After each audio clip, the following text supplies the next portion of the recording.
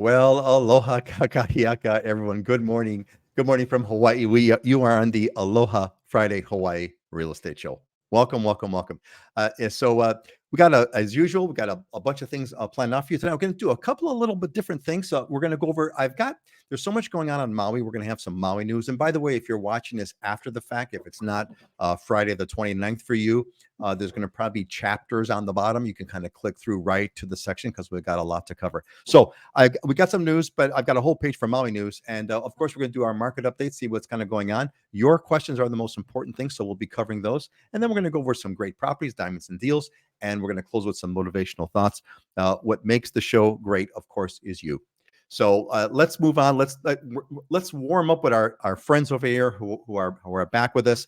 We've got Dylan Nonaka, who is on the Big Island, and we have Heidi Dallinger, who is from Maui, who is back with us. Heidi wasn't here was at our last show. Heidi, it's great to see you again. Heidi? Let's start with you. How are things? How are you doing? What's going on with you, Heidi? I'm doing well. I mean, I'm doing well considering. I mean, it's very difficult to be close to just all the trauma of what's going on, and people on Maui are just, really putting one foot in front of the other to move forward. I mean, however people can. And one of the things I do love about living on Maui is the community, and there are a lot of positive things going on and people supporting each other. And, every day it gets a little brighter. But anyway, super happy to be here, Peter. Great to see everybody. Yeah, welcome back, Heidi, and Auntie Jones. Happy to see you too. Aloha, everyone. Heidi, good to see you. And Michael Lada is back is coming back to us from Colorado. Welcome, Michael. Good to see you again. Dylan, how are you doing, man? What's what now? There's a whole new graphics over there, man. We got a new background. We got a new. I don't know about it's a new Aloha shirt, but give us the update there. What are we doing? So this is a Snoopy Bren Spooner. I don't know if you see it's his cowabunga right here. Or where is this? You see that? Anyways, okay. Ren's got all kinds of different themes on. Yep. And so this is a gift I got from actually one of our loyal show watchers. So mahalo to KT guys for getting me this. Back in the we're actually it's like new office studio. So sometimes I'm at home when I do this, and sometimes I got two kind of studios. And then so this we had a real quick move a couple of weeks ago where we identified our lease had been up on our old office, and I had been kind of thinking about it's kind of a long story of how it all came about, but the property manager called and said, hey, there's a space, just a couple buildings up, we're in the same complex, and you want to look at it? I came and looked at it. It was like perfect for where we wanted to go. And so this was like I got the keys on like a Thursday, we cleaned it on Friday, we moved it on Saturday. It was like that fast, and we've been here for 2 weeks now. So it's great. There's a lot more activity. It's a lot more space, about double the amount of space that we had before. And it's got this cool like wood background thing in my office. So it fits in perfect, and just had to move my pictures up from the other office and I'm good to go. Congratulations, man. Well just moved right in. The best part. Yeah, the discipline equals freedom, and then the Boston leader, the graphic. And then I kind of spread my other stuff out because the other walls were bare, but it was the evolution. There was a lot of reflection on the evolution of how we started, and a lot of we've been doing a show for a while now, and actually there's been several different backgrounds and evolutions in the show. So if you look back to the beginnings, I remember we started this thing when we were kind of subleasing just a singular office inside of somebody else's office, and that's kind of where this thing started way back in 2020. And so it's cool to kind of just reflect back and see how far we've come, and now we're at the next level. It's kind of our own thing. We got a big space. We can hold large meetings here. I had 25 agents in here last week for a training, and so it's super cool gathering spot and good vibes. Wow, man, that's so. So this is kind of cool. You started basically when the show started. I think we're coming into our third year now. When you started the show, yeah, because it was COVID, right? We started that. What a great anniversary! We started the show when COVID started. That's the whole thing, right? We always got to remind people, right? It was like we were just bored. We were bored during COVID, so we would get on Zooms and talk about stuff. And then one day we were like, hey, we should just record this and put this online, and people would watch it. that was the genius behind it all, how it all started. So And okay, so a little bit of history. Let's give credit where credit is due. I believe that was your idea. You're the one who said, we should just like, why don't we just do a show and kind of talk about this online? And that was well, so you that came upgraded from to that came from you, the buddy. high That tech came from you. Zoom and And all then of of course the the geek and me said, "Oh, great, we'll just do this and that." yeah. It's been building. The It's an evolution, right? StreamYard and all the cool Everything's an graphics and evolution. the three-way, the this and the that, all the fun stuff. Yeah. Everything's an evolution. And speaking of evolution, we have a couple of a bunch of our friends are coming and are commenting here with us. Bob Carl is back. Hey, Bob, welcome back, Bob. Good to see you from the Hawaii Kai Peninsula. Auntie Joan, this is cool. She is celebrating her 2nd anniversary since she moved to Paradise. God bless. What a great occasion, Auntie Joan. And I'm gonna probably see you tomorrow. We're gonna be together. They're having a pool party. One of the Islander Ohana members is having a pool party at her house, and so we're gonna have a kind of hopefully a big get together, which is gonna be a lot of fun tomorrow. I'm looking forward to that. Alex, hey Alex, with the Waimanalo Beach background. All right, aloha. Finally remembered to join in today. Thank God. I love watching you guys. Happy Friday. Hey, Alex, that like you make my day, man. You made my day with a great comment just like that. Terrific. Good to see you. And Heidi, aloha, everyone. Good to see Heidi. Right? That's what I mean. It's Heidi's a breath of a smile and a breath of fresh air, and it's wonderful to kind of have her with us. And everybody's kind of chiming in. Like it's kind of it's what I really come to really become enamored with on this show is how everybody kind of tunes in. You have a bunch of you that are coming on, saying hello, familiar names, familiar faces, and it creates kind of a family get together feeling, which is really wonderful. So thank you all for participating in that and making all that happen. Barbara is back. Welcome, Barbara. Aloha from Idaho, North Idaho, beautiful Coeur d'Alene, almost as nice at Hawaii, but not quite. Yeah, not quite. Not quite. God bless you, Barbara. God bless you. God bless, but not quite. All right. Let's oh wait. No, we talked to Heidi. I'm just going through my checklist here. We did talk to Heidi. She is doing good. We talked to Dylan. Okay, now we can move on. Let's do a quick news.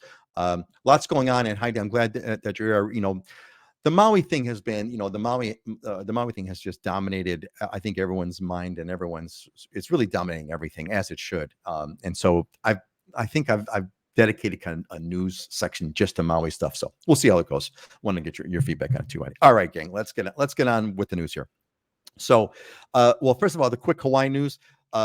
Kona Coffee rules in court as well. So apparently there is the intellectual property of Kona Coffee is becoming stronger and stronger. There was a court ruling that said, yeah, indeed, you can't call Kona Coffee unless it's got Kona Coffee. Duh. Okay, makes sense to me. But that's going to be a little bit a bit of a stronger brand. There was another news report I thought that was interesting here. Most Kanaka Maoli not in Hawaii. Kanaka Maoli is the Hawaiian word for Native Hawaiian. So Native Hawaiian. I was going to use Native Hawaiian, but it didn't fit all the way across, so I had to use Kanaka Maoli. But anyway, Kanaka Maoli. Interesting report. So for the first time, a majority of Native Hawaiians, do not live in Hawaii. Now, is that a good thing or a sad thing? Depends on your perspective. I could see either side. However, the fact is that for the first time, I believe it's like 55% now of Native Hawaiians live outside of Hawaii, live elsewhere in the United States. And so I thought there was an interesting statistic, something that would be, I believe, worth reporting on. All right. Let's get to the Maui news. There's a lot of stuff going on Maui. First thing I want to kind of throw out there was, is West Maui opening? Well, yes and no. There's a lot of sort of interesting, conflicting. Well, there's conflicting points of view. The best way I could say. So on one hand, you've got tourism executives, they're gearing up to reopen some parts of West Maui. I believe it's Kapalua on October 8th. That's one side of it. And there's a lot of people who are like, yeah, please come, because the industry is being devastated. There is layoffs, there's store closings, etc. On the other hand, there's a bunch of folks that are, there's a populist type of a thing. I don't know if popular is probably not the right word because that means a majority. I'm not sure if it's a majority now, but at various hearings, Maui County Council hearings, there's a lot of people who are saying, no, let's not do this. We want to kind of go back to kind of more of a natural way. Let's not have visitors. Let's not open it back up. So there's an interesting conflict over there, which was anticipated, but I just kind of thought it was interesting. Other thing too, not surprising, heavy economic impacts that are going on. There is some serious blows to Maui's economy that are being hit. Economists are, well, there's a lot of different things. There are some things that are saying that, with the existing zoning and the existing, restrictions on land use, it's possible that some folks may not be able to afford living there, which is going to be a real conflict over there. So that's going to be quite interesting. The economists are saying that it is basically this whole thing is delivered unsurprisingly blow to Maui's economy. So this whole thing is really it's really quite up in the air. Quite up in the air is kind of what's going to go on. There's also price freezes. Price freezes have been extended. It says here for essential goods and services. So essential goods and services have price freezes. Now, here's something to think about, folks. On one hand, it sounds, yes, we should freeze the prices of existing goods and services. We don't want to have price gouging going on, right? Sounds good. However, laws of economics are whenever you freeze prices on something, you get less of it. So it actually will reduce supply. That's been always the case. Whenever there's been a price freeze, those of you that are old enough to remember back in the 70s when there was price freezes on gasoline, they were accompanied by gigantically long lines because no one was selling gas because it couldn't be sold at that price and be profitable. So you have to be careful about that. Okay, so another one, sirens. Remember the siren controversy? The whole thing about we talked about this, in fact, on the show, that they were hesitant on letting sirens go on Maui, letting the sirens run because the sirens traditionally have always meant they have been tsunami sirens, and there was a legitimate concern at the moment. If we launch a tsunami siren, will people go for the hills, which is where the wildfires were? That's interesting. Looks like they are now kind of clarifying what the sirens might mean. They're going to change the meaning of the sirens. That's going to be a big shift. And apparently what they're saying is, sirens are going to mean, check your phone or check for emergencies, or check the TV, check the radio, check your phone, which will be interesting. Because if I'm not mistaken, the phones were out as well during the fire's cell service. The returns to Maui. So the headline is what they're allowing now is some people are able to go back to Maui now. Folks are returning to Maui and returning to Lahaina. They're letting some folks for the first time go back to where their home is, or their home was, I should say. And the headline here is it's like a funeral procession. So there's a lot of heartbreak, a lot of emotions going on. A lot of people are finding going back to the homes that they were born and raised in, and it's gone. And I thought that was really kind of a sad thing that is it's sad. There is some silver linings though. There was an interesting silver lining I caught, which I thought was interesting, maybe worth noting, was on the high winds. Remember, as we all know, like a lot of the fires came because of the high winds, right? High winds caused a huge part of the fire spread. However, because there were high winds, a lot of Lahaina was closed way beforehand, like the morning the morning of, or even the night before. There were so many high winds that a lot of the businesses stayed closed because of high wind warnings. And as a result, a lot of reports were that Lahaina was somewhat empty that day when the fires did come. Had it been a different situation where Lahaina was usually packed, it could have been a lot worse. So I thought I'd kind of find a little bit of good news, a little bit of a silver lining on there. It was the high winds actually accounted for Lahaina being more empty than it was. And then finally, the fog of fighting fires. I wanted to share with Heidi and with Dylan. I had the great fortune last week. I was at a get together, and one of the people that was there was the the president or the executive director of the Firemen's Union. And this guy, classic fireman, 20 years of 20 years of experience on the ground as a fireman, 30 years of experience as a higher level operations captain or something of that nature, 50 years in the business. And he was telling me, he's like, yeah, man, there's this came out of this thing. There was nothing like it. Nobody was prepared for this. We had never kind of had these kinds of drills. This completely blew people away. He was telling me stories of where firemen were running to save others, firemen who had homes in Lahaina, firemen who knew their homes were on fire in Lahaina, nonetheless abandoned their homes to save others and came back, of course, to a home that was devastated.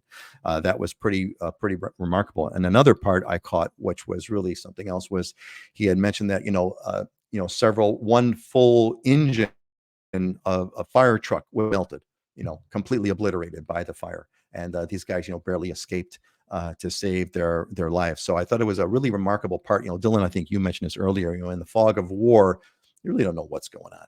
There's so much going on, so many things of so many angles, and it came so quickly. There was nothing that they could have done to prepare. Well, they were never prepared for anything near like this in his 50 years in the business. So I thought that was interesting. So anyway, that was kind of my quick update. Heidi, what's your general? There's a lot of stuff going on about the economic issue. About the home building issue. What is your thing, Heidi, on kind of what's like top of mind for people as far as what's the vibe, the general, what are you kind of catching that is, what are some of the key concerns, the key issues that you're getting a sense of from the folks of Lahaina and Maui? Well, opening up West Maui again to tourism it's a very sensitive thing, because I think a lot of people don't really feel ready and people are grieving. However, it's such a big part of the economy. Um, Jobs won't be able to be sustained if we stay closed for too long. So the latest is from Kahanavilla to Kapalua in West Maui is going to be open up October 8th, and then hopefully the other areas in West Maui besides Lahaina or any of the disaster area, of course. So yeah, it's just a balance. I mean, they put out a statistic that Maui's losing 13 million a day without visitors. So it is important for people to return and come visit. And Maui has been open. I mean, it's really Lahaina and certain areas that were really affected by the fire. And, we do look forward to returning to visitors, returning to West Maui. I think the message for somebody traveling out to Maui right now is just one of aloha and respect, and don't go into Lahaina and take pictures with burned buildings in the background. There were some tourists doing that, and that just completely infuriated people. It's not a tourist attraction. I mean, these are people's lives and homes that were lost. Now, as far as the sirens, I'm personally a little confused about that, because if I hear a siren, I mean, I would be alerted that there was some danger, but I wouldn't really know where the danger was or where to go. So I hope that there's more messaging in the community of what to do. I mean, there was a smaller fire in Kaanapali that happened, about a week and a half after the main fire, and they did use the sirens, and some people actually drove over to the fire to check it out. So I feel it's a bit confusing of what to do when you don't really know what's going on. And in the case of the Lahaina fire and the disaster on August 8th, I mean, you couldn't check the TV, you couldn't check your phone, cell service wasn't working, internet wasn't working. So I'm not sure how that will work out, but certainly from living through this experience, I just feel it's important to just be alert as a person in general of what's going on and look around you. That's how a lot of people escaped, is just noticing trees falling down and noticing their surroundings. I mean, you can't necessarily wait for someone to just knock on the door and tell you to go. I mean, unfortunately, it wasn't one of those situations. So anyway, I'm more curious to hear what your questions are. I mean, I don't want to just ramble on about the news stories. So if anybody has any questions, make sure and ask, and I'm, happy to answer the best I can. Yeah, thanks, Heidi, and thank you for bringing that up. Yeah, yes, everybody. Look, you got Heidi here, man. Heidi has a Lahaina address. Heidi was there, and so if you folks have anything that you'd like to know about what's going on in Maui, or anything you'd like to hear from Heidi, pop in the questions. This is your literally golden opportunity. Dylan, I don't, if is there what's, I mean, you're connected to, you have a very many myriad levels of connections. What are you catching as far as kind of what the big concerns are, or what's the next thing that's coming over the horizon? Well, I think your point, I wanted to comment on the firefighter talking about how no one could have prepared for it. It's an important thing for us to understand in society, is that our civil first responder organizations are built to do very small scale response, right? Like a single house fire, a single traffic incident, things like that, not these mass events. And so, anybody who kind of places blame on the government or first responders not doing enough is very unfair, because that's not what they're designed to do. And I even used the example back when we had the lava flow at Mauna Kea, and they told everybody no parking along Saddle Road. They didn't want traffic jams up there and stuff, and every people would be ticketed and arrested. And so what happened? You go up there and there's 10,000 people parked everywhere, and what are the cops doing? Nothing. There's nothing they can do, right? I mean, if there's mass, if the public just breaks the law in mass, there's nothing that the police can do. And the same is true of natural disasters, and our first responders are starting equipped to do that. So that's the first thing. Is like Heidi said, we just got to be prepared, right? It's just a reminder that at the end of the day, we got to take care of ourselves sometimes, and being alert and being aware of what our surroundings are is always going to be super important. I've had that discussion with my kids after this, using this as a teachable moment. But the other thing that's we've been dealing with, which is sensitive, but we have lots of families over there that are looking for places to go, right? They're looking for a home to purchase. They want to stay on Maui, and so we've been reaching out to second homeowners and people that may have a rental or vacation rental to see if they would want to sell to a family that is in need or that's been displaced. And we've had some negative feedback on that, right? People saying, like, how dare would you do that? Like, it's so inappropriate. And and I understand the emotions, and I understand the reaction, and I try and be compassionate to that. But at the end of the day, the intent is to help families, right? At the end of the day, there's tons and tons of families. You cannot assume that because they lost a home or they were displaced that they're just going to stay homeless, right? I mean, the market continues. They're still going to want to buy a place. They could have been renting and were in a position to buy in the next 6 months, and now they're forced to do it sooner. So let's not, that's another thing I've been trying to talk to folks about is there's been a lot of villainization of, there's absolutely been some unethical, horrible stuff that's happened, for people trying to buy burnt out properties and stuff, totally unacceptable stuff. But at the end of the day, we cannot ask the entire economy to stop, because we're really hurting the people that most need the help right now and need housing. And so I've just been asking for, grace and understanding from folks that, we're trying to help, right? You look at the intent, like you can make assumptions about what, and have opinions about stuff, but if you got to look at the intent, at the end of the day, there's people that still need homes, and, we're going to continue to help find them for them. We're just not going to sit in our hands and do nothing.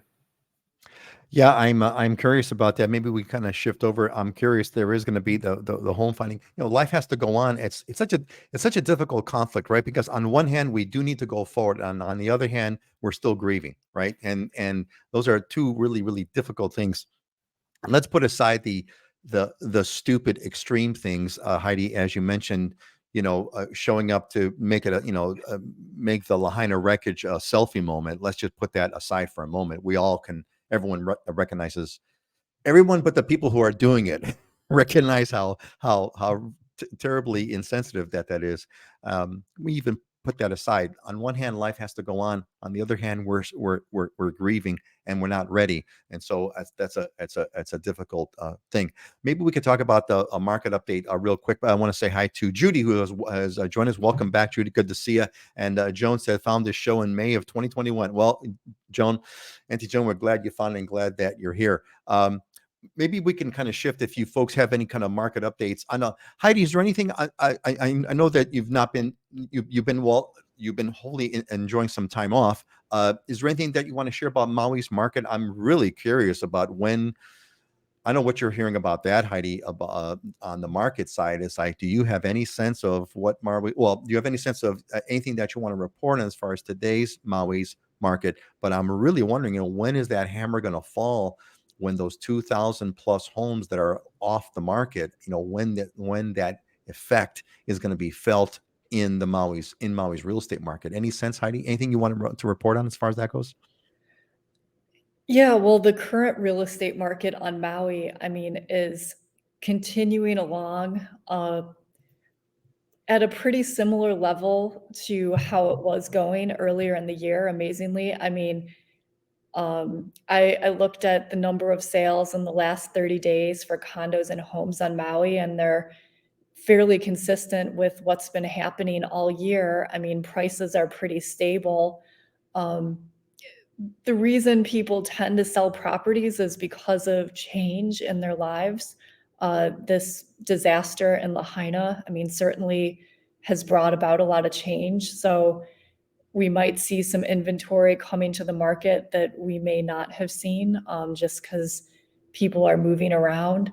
But we were already in a low inventory market, and we're just kind of continuing along those lines right now. There are people that lost their homes that are looking to buy homes or condos if they have the means right now.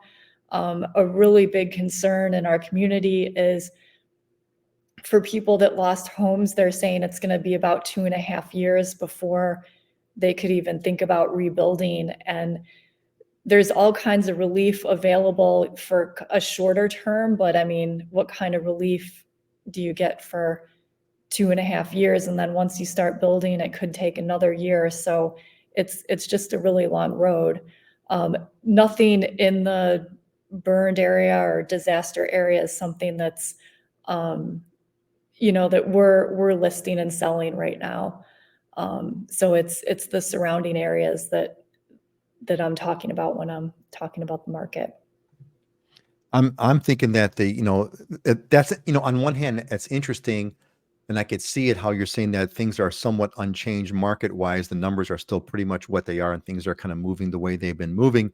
And my guess would be that was because perhaps Lahaina itself was a relatively static market. In other words, if you're living in Lahaina, you're not moving. There's not a lot of moves in and out of Lahaina, not too many. So it's as opposed to condos and homes elsewhere, perhaps. But I think what is interesting is, okay, now you're right.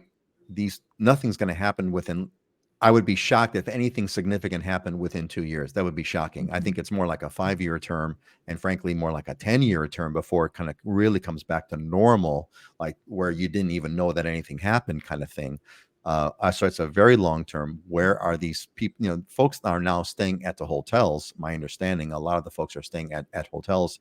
But where are they going to go? Where are they going to live on this 2 year, 2 to 5 to 10, certainly 5 years, certainly 5, absolutely 2. So even 2 years, what are you going to stay for 2? I mean, what are you going to do for 2 years? You're going to stay at a hotel for 2 years? Is FEMA going to be extending the support for that long? So thankfully, I'm not paid to worry about these things, because somebody is, and whoever is not getting a whole lot of sleep, because this is going to be a big mess on how to figure all this out. Folks, you have any questions, make sure you let us know as we're going through this. Dylan, why don't you give us an update on the market? You got some slides. If you want to share them, just let me know. I'll be your slide clicker. Big Island update, what's going on, if there's any other markets you want to talk about. The market continues to roll. I mean, there's no big news right now. I mean, we're still in a low inventory market. prices are still pretty stable, up a couple percent from a couple of years ago. But like you referenced, I actually got my hands on. I'm always looking for cool data, and I got my hands on some data, statewide data that overlays the number of properties on the market, number of homes, residential properties, so homes and condos is what you see in these numbers, and it overlays the trend with the national market. So when you hear national real estate news and people saying, inventory is rising and prices are coming down, that is not always the case with every submarket, especially inside of each state. And interestingly enough, if you look just island by island, it's even different island by island in Hawaii. So we can run through these real quick and just give you an idea. So the left axis is the number of properties on the market, residential properties, homes, and condos. And then on the right-hand axis is the number of homes nationally, right? So it's a large number, like 700,000 is on the right side, where on the left side, it's like 500 homes. So if you look at the national trend line, that yellow or orange line, it shows you nationally what's going on. So like this is, for example, Hawaii Island. And in a time where it was kind of a converse relationship where when inventory was the highest about 6 months ago, inventory was the lowest nationally, and now national inventory is going up, but then our inventory is going down. And so we're not following kind of the national trend of what's going on. And if you look at the difference, I mean, between March of this year and today, nationally, there's about 100,000 more homes on the market than there was, where if you look at the Big Island, we're talking 526 back then and 447 today. So there's actually almost 100 less homes on the market here, and 100,000 more nationally. So that's interesting. And then we have it. So this is for Maui. So same kind of thing. Maui was somewhat similar. There's obviously in August a big drop off. If you look at that last bar all the way on the right, there was a drop because a ton of properties came off the market. There was a lot of properties in Lahaina. That was one of the most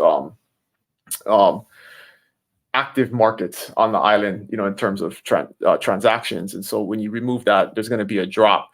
But same thing when, back in February, March, when inventory kind of peaked on the island, we had a dip in national inventory, and then now national inventory is going up and inventory always going down. And then we got it for Honolulu too, which is the next slide. And Honolulu is a lot more stable. It seems like we had a couple of outlier months there about 6 months ago, but if you look at right now, the trend is pretty much flat in terms of the number of homes on the market, where nationally it's rising.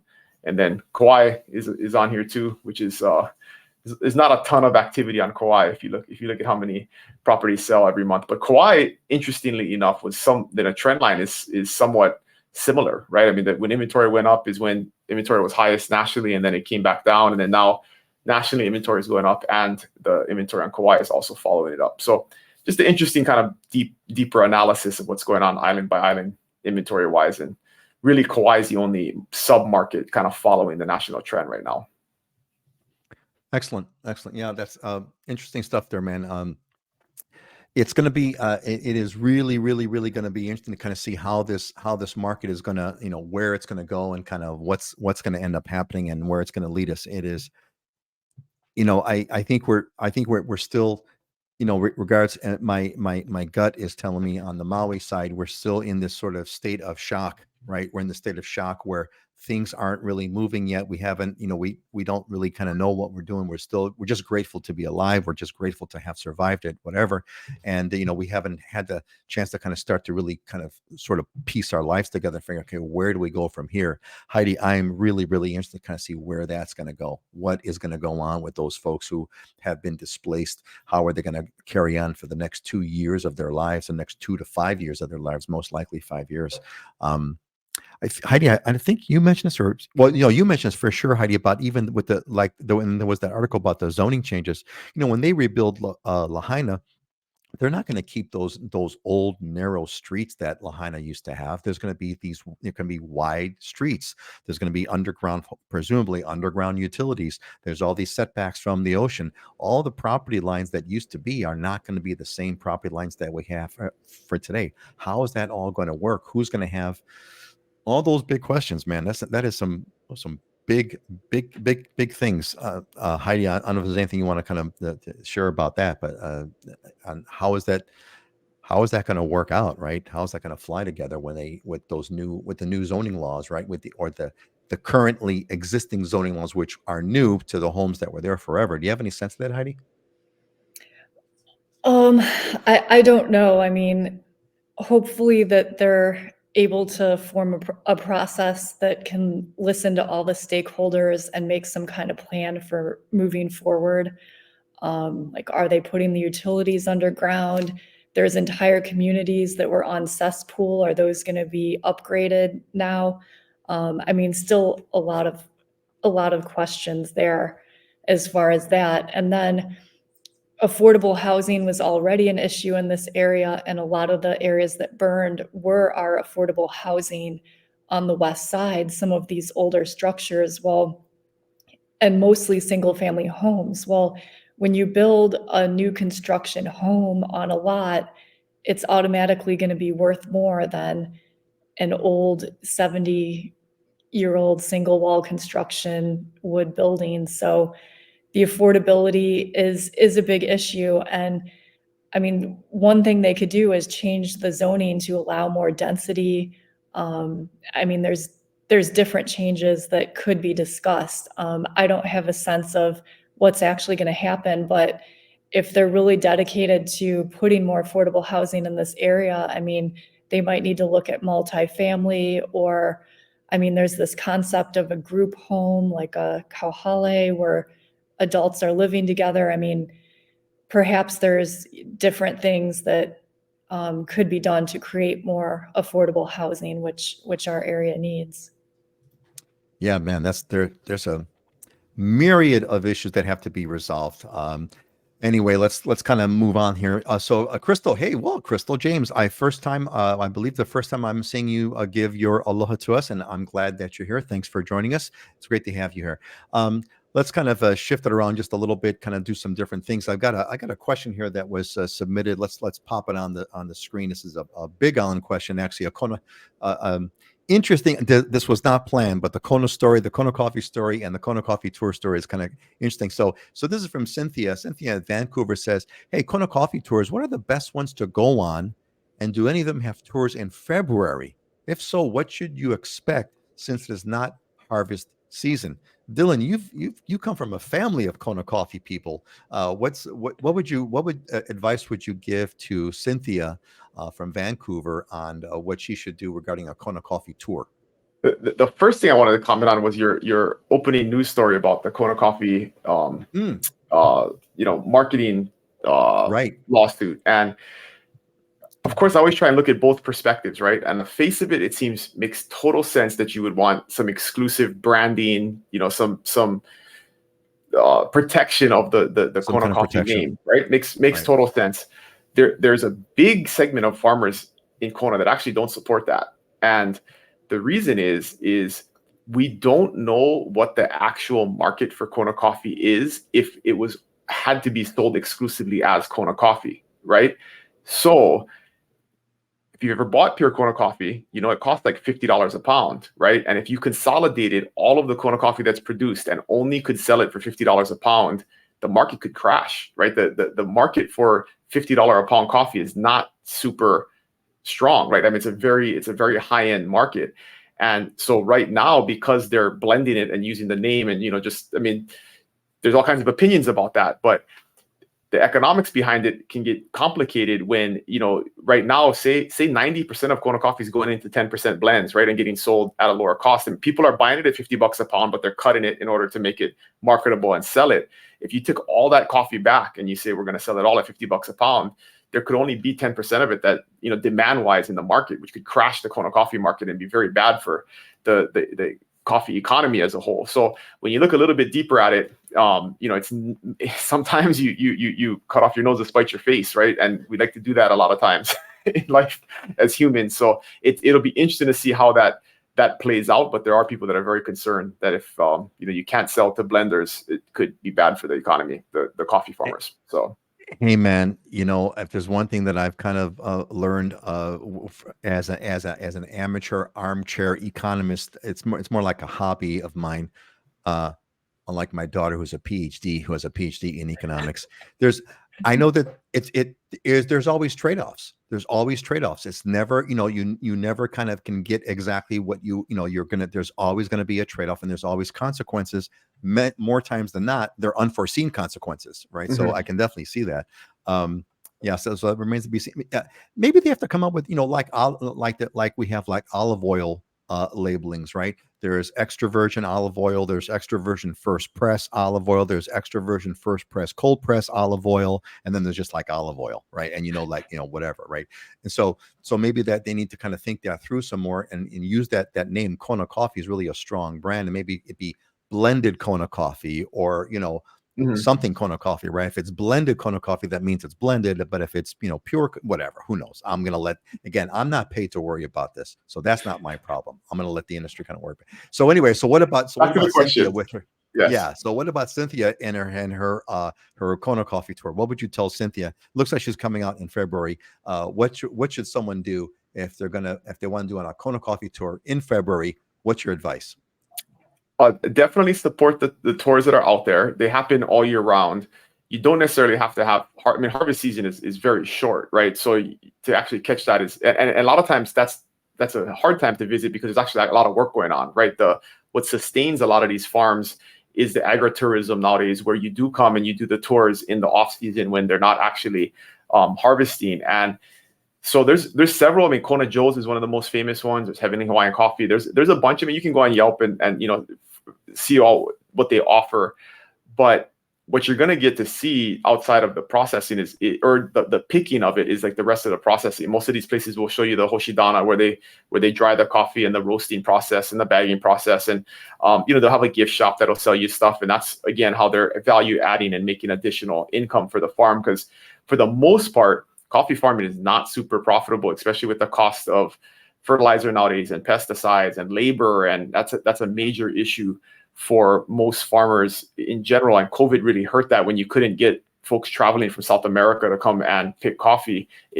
Lots of coffee just dried up on the trees because we couldn't get enough labor over here. So it's a complex market like most things are, but definitely supporting the farms that are doing tours is the right thing to do, because that's how they sustain the farm overall. It's not by selling coffee, right? It's selling lunch and pastries and stuff at the gift shop in the off season. So what I hear you saying here is that basically harvest season is not really that relevant, and if anything, you almost don't want to go there during harvest season because it'll be less busy if you're there off harvest season. Don't worry about it. Pick up the tours, enjoy the tour, enjoy the food, enjoy the manufacturing. There'll be plenty of bags of coffee for you to buy on your way out, and it doesn't really matter if it's harvest time or not. Now, this must be something dear to your heart in some way, Heidi, right? I see you smiling here because as the regulars of the show know, Heidi is a coffee connoisseur, and she's got her various blends of coffee in the morning. I forgot to ask you what kind of coffee that you're having now, Heidi. But Heidi, have you ever gone on a Kona coffee tour? I haven't. I've never gone. I just, I drive through the place. Have you ever done that? No, but I would love to. So that's kind of what I was thinking about. I've been to a coffee farm on Maui before, and that was pretty cool. But I'm just interested in agriculture in general and how things grow. So if there's a farm tour, sign me up. I'll go on it. And this is a much more fun topic than talking about the devastation in Lahaina. So I appreciate the question. Yes. We want to. Yes, let's move off of that and kind of keep on the more positive stuff. Yeah, certainly. Well, Heidi, if you come from a farming family, a farming background, if I'm not mistaken. So that's interesting to me that you would, typically, if you come from that background, that's the last thing you want to go back to, right? Like, I was like born and raised in the restaurant business, and the last thing I'd ever want to do is a restaurant tour or God forbid operate a restaurant. Last thing I'd ever want to do in my life. So I'm kind of surprised, Heidi, that you would farm tour something that you're still up for. That's pretty cool. Interesting. You never know, right? Everyone's got their own thing. And hey, Steve, you're late, but you're here. Hey, better late than never, Steve. Welcome back. Aloha from Utah. Welcome from Utah, Steve. Yeah, folks, if you have any questions, make sure you let us know as we're moving on here throughout our show. make sure you let us know if there's something else that you'd like to have. Hey, you know what? Let's hit. I think we got a little bit of time. Let's hit another one. This one is from, and this is really going to be something that both you can talk a lot about. Would be, some general buying advice. So Sarah, who is a alumni actually of the Islander Ohana, says, hey, if you have a client that's looking at a listing that states cash only, asset is occupied, occupants should not be disturbed, is there any advice you would like to give about buying such a property? So what happens when you get that? When you see that on Zillow or Craigslist, or God forbid, God forbid Craigslist or Facebook Marketplace, what's your advice? Heidi, you want to start us off with that one? What would you tell Sarah? Well, it's a huge red flag. And I don't think it's for most people, because basically what that means is you'd buy a property, there's somebody living there, and then it's up to you to evict them. So it's, something most people don't really have the stomach for, because, I mean, you don't know how difficult those people are or what the situation is. You can't see inside the property. So it's a huge red flag for sure. I dealt with one situation with a property like this where my buyers actually knew somebody who knew somebody who knew the people that live there, and they went and talked to them and ascertained that it was an okay situation for them. But I would say in most cases, I mean, I would proceed with extreme caution. In other words, stay away from it. Dylan, what's that's what I'm hearing you say. Dylan, what do you want to add to that?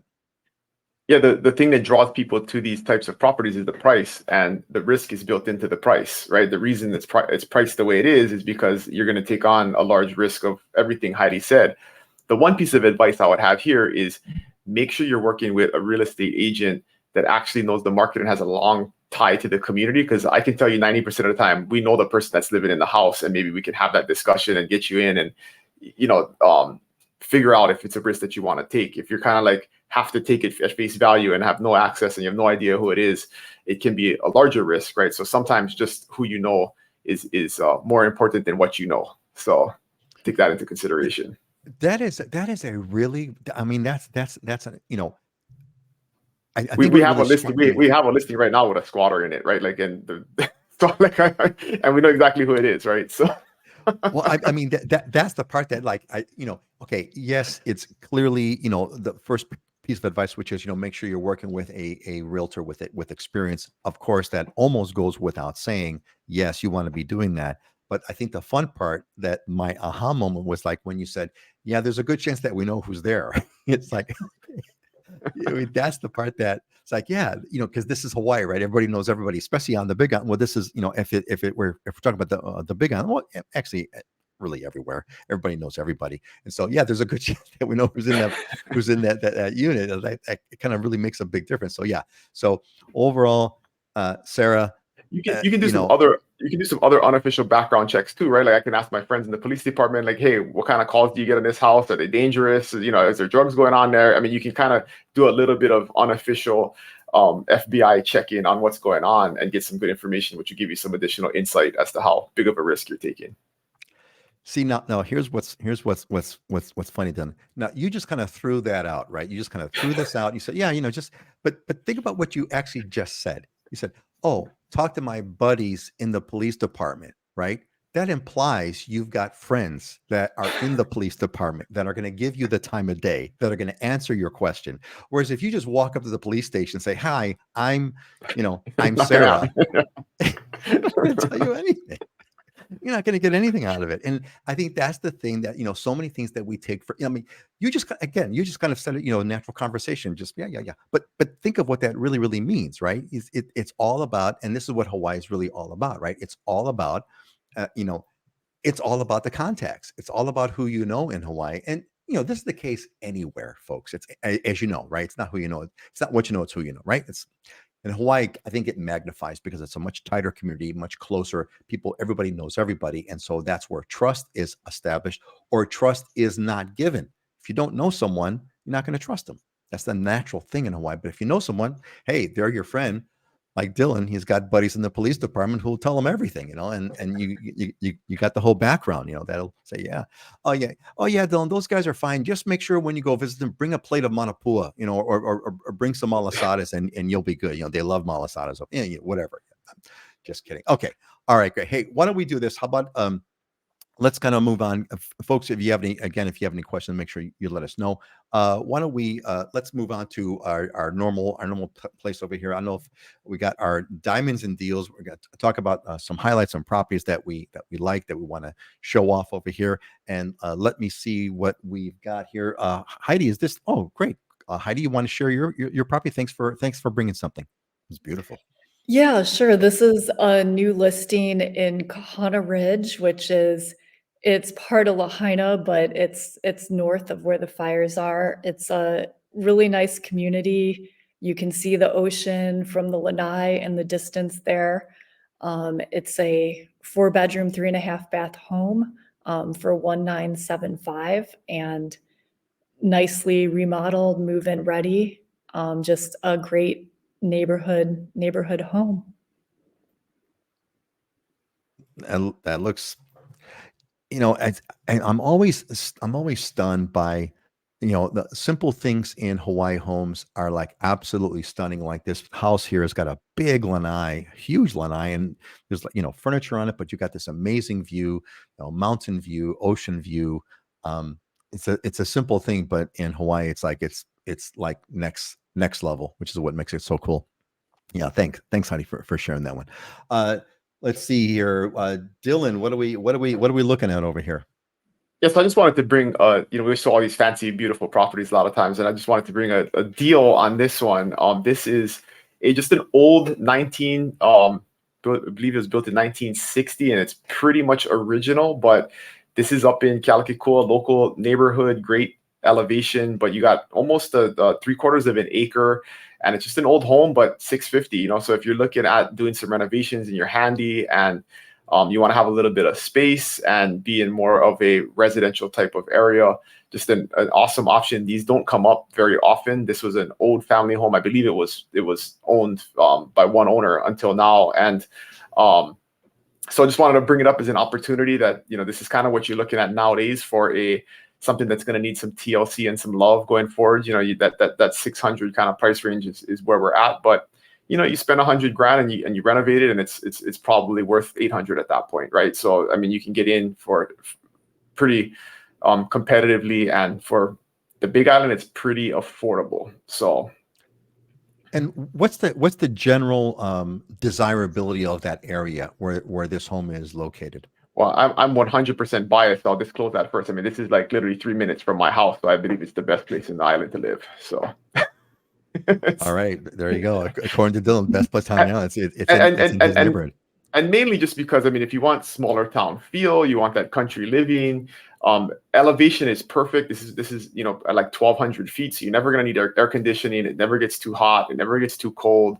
It rains just enough, so you're never gonna need any irrigation. I mean, you can see how lush it is, and you could turn that backyard. I've been meaning to do a YouTube video of my yard to kind of illustrate on an acre or a little bit less what you can do. I mean, you can literally have an orchard that can feed your a village on a very small amount of property, because the land is so lush here, and it rains enough where you never need any irrigation. So just this is right in the coffee belt. If you want a little coffee, little coffee farm, you could do that too. But yeah, lots of options, and it has a freshly power washed driveway, because I had my son doing that on Saturday last week. So that's what we do to help bring a property to market. Is there's lots of moss, and just the curb appeal wasn't that good, so he got the power wash for 3 hours and got it ready for the market. Power wash driveway, courtesy of Dylan's son. And it looks like there's some kind of vegetation. I mean, there looks like some trees, or I'm not sure what's back there. It hasn't been cared for. Yeah, it needs the whole thing, yard and everything needs a lot of care. But you have a ton of space. That's the thing is, you could do you could even put a horse back there or something, have a little pasture. You could fence it off and put a couple of dogs. I mean, there's plenty of space to do a lot of stuff. People don't really realize how much an acre of land is a lot of space. So. This is 3/4. So it's not a full acre, but plenty of space. Yeah. Look, it's a livable house on day one. It's renovatable. There's a lot of it's a classic sort of a needs TLC kind of a property, which you kind of can't go wrong. Can't go wrong with it. I think we got a little bit of time. I want to kind of hit. There was another question that I thought might be interesting to kind of hit, and I think it's going to be a really interesting kind of question going forward, which is going to be about new construction. How hard is it to purchase? What's the new construction like in Hawaii? Like Alice here was saying that there was like a lottery system. Well, let's hit this. Heidi, again, we have to kind of isolate ourselves from the Lahaina situation. Let's just box that one off for a moment. What's been the situation with new construction on Maui? Is it kind of next to impossible? Is there something going on? What's the deal with new construction in Hawaii, in Maui, Heidi? Well, there are some new developments happening right now. I mean, there's a couple different types of new construction. I mean, there's a new construction development, which generally will have a workforce housing component, and a certain amount of the housing needs to go to residents that fit the workforce housing guidelines. But then there's also tends to be, I mean, a lot of market rate opportunities as well that they do release later. Right now on Maui, I mean, there's a development I've talked about before upcountry called Hoku'ula. It's mostly sold out, but these are single family homes. Some of them have ohanas. They're really nice, beautiful ocean views. There's still some of those for sale. There's a new development that's still under construction in West Maui, north of Lahaina, called Pulelehua, which they had started doing the site work and everything. And I know that they're working hard to bring that to market as soon as possible, just because housing is so needed. And then you also have a lot of custom, super luxury high-end homes. Like we're talking $5 to $15 million homes where a builder will build a property like that and sell it. So that exists as well. But generally what contractors have been telling me is by the time you buy a lot and do your planning and get your permits and do the construction, I mean, it's a process. It's about 2 years to build a home. So there is new construction going on, and then I mean, how do you get a hold? Is there like a lot? Like she mentioned, lottery. Now, I would think the lottery is more for the affordable type of housing, but normal sort of market housing, you just got to go through your normal rate, talk to a agent like a realtor like Heidi, and that's kind of how you find the home. Is that right, Heidi, or is there anything kind of other special? Yeah, I mean, each project's a little bit different, and yeah, there are some that are lotteries and you need to pre-register and then you'll get an opportunity. So if you're interested in new construction, you can contact me and I can let you know like the details of various different projects and what the phases are. But there is some new construction on Maui, not a lot, but there definitely an opportunity here in pretty much all the price ranges. Excellent. Yeah, it's going to be interesting to kind of see how that's going to transition. And I hope that new construction project that's underway gets completed quickly. Dylan, what's your answer to Alice about new construction on the Big Island? How's that? Is it hard to find? Is it going on all over the place? What's the story? I think frame of reference is important. Like a lot of times, I think if you're coming from the mainland and like a market like Phoenix or something like that, new construction means like huge tract developments, right? That where there's hundreds of homes that you can buy. That's a whole market. I mean, there's agents in the mainland that's all they do is sell new construction. They focus on that. For us on the Big Island, that just doesn't exist. Hasn't been a thing. I mean, it's been decades, since there's been a neighborhood built with more than like 30 homes in it. And so there's been some little small ones here and there. There's actually a really cool one right now called Ali'i Cottages that's coming up that just kind of broke ground. They have their 2 model homes up and they're framing out the first set. I think there's going to be like 50 or 60 homes in there. It's down on Ali'i Drive right next to Ali'i, which is a big condominium complex, walking distance to the water. Those homes are kind of be like 900 to 1.3 million is what they're going to cost. And so if you want new construction, I mean, there are some opportunities, but they're very, very limited. You don't have like, that's all you have right now, right? So if you're not into that location and those type of homes, then you're kind of out of luck at that point.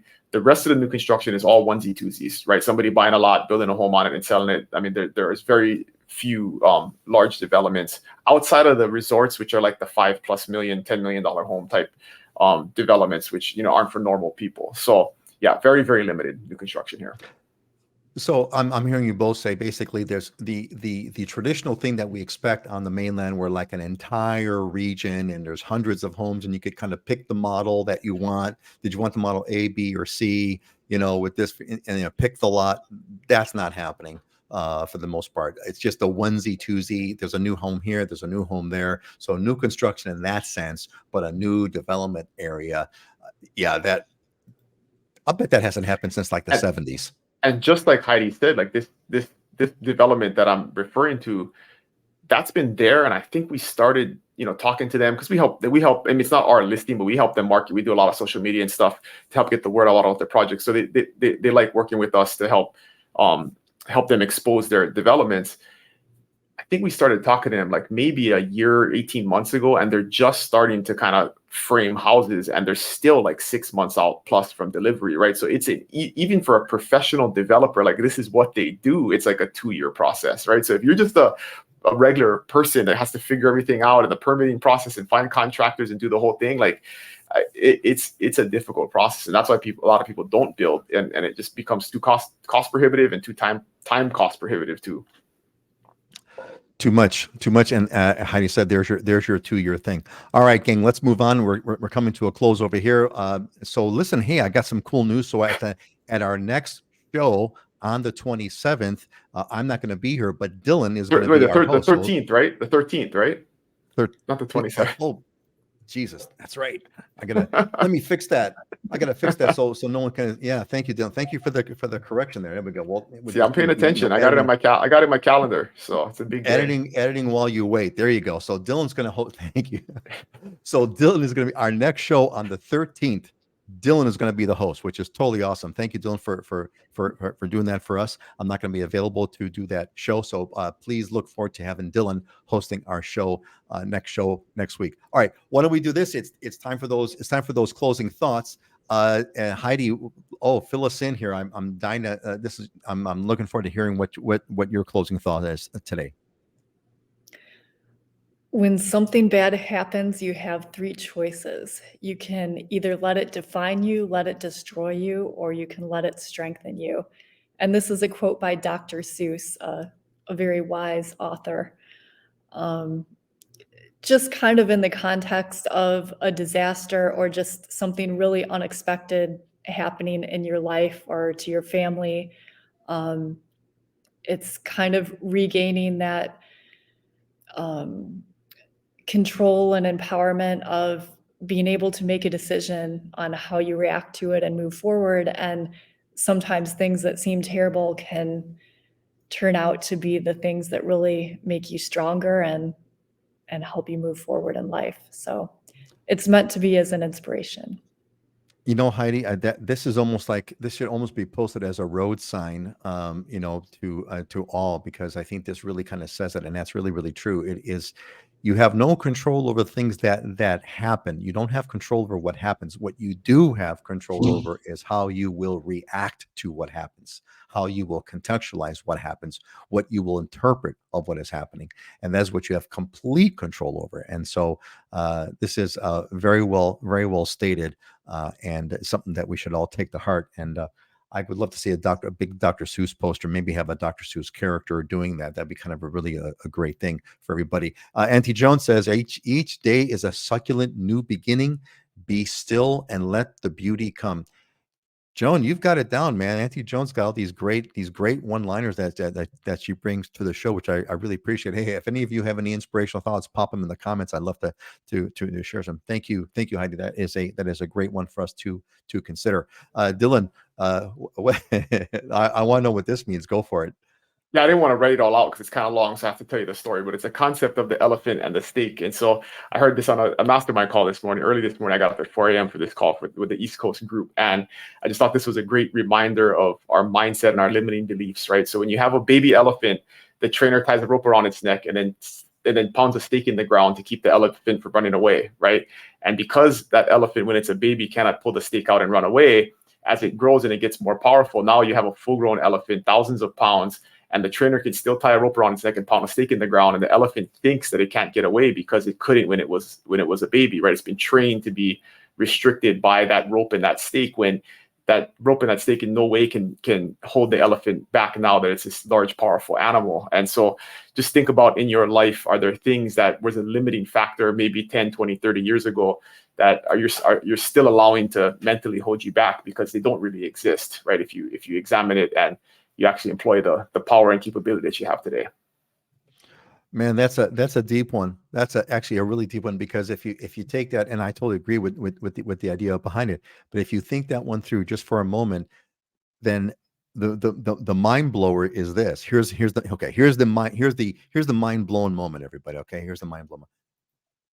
Everything in your life is a stake. If you heard Dylan's story about the elephant and the stake, everything is a stake. Not just one thing, not just two things. Everything is a stake. We're all guided by our presuppositions that we've had all our entire lives. Everything is a stake, not just any one given limiting thought. So pull that stake out and realize that you're not limited by that stake, or the reason why the stake is working is because you're allowing yourself to be limited by it. Everything is a stake. That's my takeaway, Dylan. 100%. When you're, yeah. Cool. All right. Hey, let's kind of close up with, of course, my favorite here. Of course, I'm going to give you a Proverbs here. He who has bountiful eyes will be blessed, for he shares his bread with the poor. And I think my big takeaway here is, of course, there's a good lesson here to share with the poor. That's always a good thing to do. But I think what I took away from this was, he who has a bountiful eye will be blessed. I mean, if bountiful eye means what? If you're sharing, right? If you give means to give, especially to the poor, but to give means that you believe in abundance. It's the stake, right? You pull that stake out, that stake that says that it is a stake that believes in scarcity, that there's not enough, when the truth is we have bounty, we have plenty, we have more than we could ever ask for. And to give indicates you is a physical way of you reaffirming that fact. So he who has bountiful eyes will be blessed, for he shares his bread with the poor. All right, folks, that's it for today. I just want to thank you all again. Thank you, Heidi. I'm so glad that you're able to make it today and share with us what's going on. And that's going to be a continual. We have to come up with a continual theme to get an update and not get too depressed at the same time, right? We kind of walk that line, right, Heidi? Because we got to talk about it. It's reality. We have to watch what's going on. It's going to be interesting, and maybe if there's any way that we could be part of the solution, Heidi, I'd like to kind of figure that out. I don't know what that would be. I don't know what that look like, but I want to make that happen. All right. So let's give our alohas. Let's go clockwise, Dylan, and then Heidi, and then I'll say goodbye. Say goodbye, everybody. Hello, everybody. Have an awesome weekend. Heidi, you're muted. One more time. Aloha, everybody. Happy Friday. Have a great weekend. Have a great weekend, folks. Have a wonderful week. See you in 2 weeks when Dylan will be the host of the next show. Aloha.